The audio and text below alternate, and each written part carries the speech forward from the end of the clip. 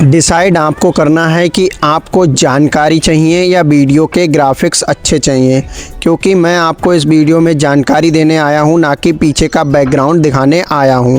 तो मैं आप लोगों को date of birth limit cross से रिलेटेड जानकारी इस वीडियो में देने वाला हूं। अगर आप जानकारी जानना चाहते हैं तो इस वीडियो को पूरा ध्यान से देखना और वीडियो को एक लाइक भी करना। लेकिन अगर आप सिर्फ बैकग्राउंड देखकर इस वीडियो को स्किप कर रहे हैं तो वो आपकी समझ है और उसके लिए आप बहुत बड़ा नुकसान उठा सकते हैं, क्योंकि मैं जो आपको नॉलेज देने वाला हूँ ना, वो बहुत ही परफेक्ट और एक रियल नॉलेज है, जिससे आप date of birth limit cross की समस्या बहुत ही आसानी से सही कर पाओगे। क्योंकि मैं आपको जो तरीका बता रहा हूँ वो एकदम सरल तरीका है और उस तरीके से आप बहुत जल्द अपनी date of birth limit cross की समस्या का समाधान कर पाओगे। तो इसके लिए आपको सबसे पहले करना क्या होगा वह मैं आपको बता देता हूँ। तो सबसे पहले आपको जिन डॉक्यूमेंट की ज़रूरत पड़ेगी उनके बारे में जान लेते हैं। तो सबसे पहला जो डॉक्यूमेंट है वह है आपका बर्थ सर्टिफिकेट। आपको birth certificate date of birth limit cross में ज़रूरत पड़ेगी ही पड़ेगी। दूसरा आपका एनेक्जर फॉर्म होता है, जो कि एज के अकॉर्डिंग दिया जाता है। अगर आपकी उम्र 18 साल से कम है तो आपको जो है एनेक्जर 1A देना होगा।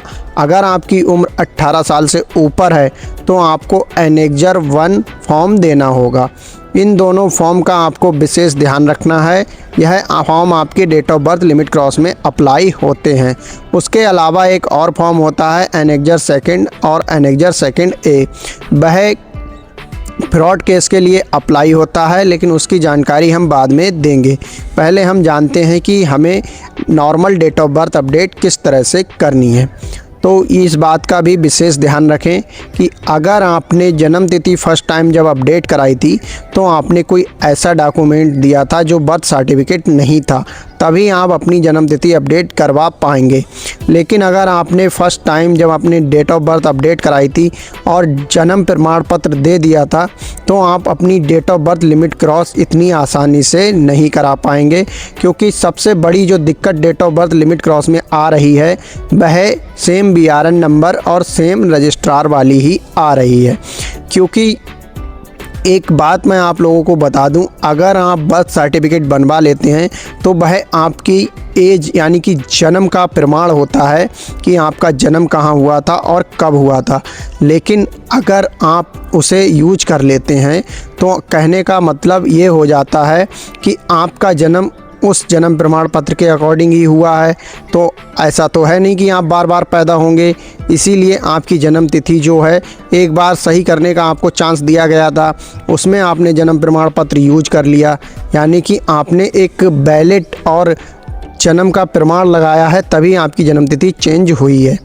जब ऐसा केस बनता है तो आपको अगर जन्म तिथि चेंज करानी है तो आपको उसी बर्थ सर्टिफिकेट को अपडेट कराना पड़ेगा, यानी कि सेम BRN और सेम रजिस्ट्रार का बर्थ सर्टिफिकेट होगा, जिसमें आपको जो डेट ऑफ बर्थ करानी है वो लिखी हुई होनी चाहिए।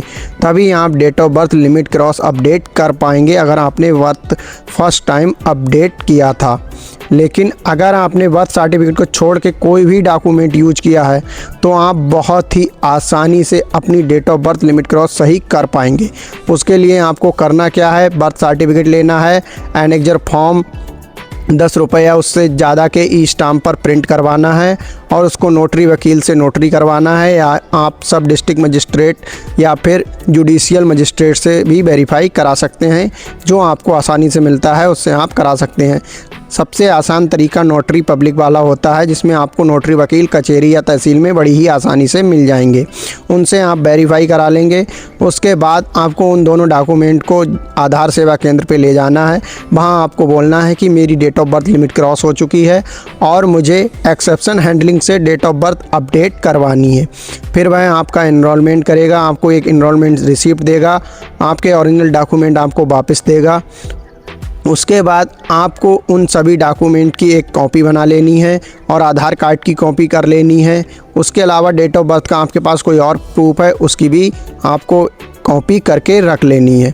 उसके बाद आपको इंतज़ार करना है 1 महीने का, यानी कि 30 दिन का आपको इंतज़ार करना है। अगर 30 दिन के अंदर आपका इनरोलमेंट अपडेट नहीं होता है या अंडर प्रोसेस दिखाता है या फिर रिजेक्ट हो जाता है तो आपको एक मेल डालना होगा UIDAI की ऑफिशियल मेल ID पर।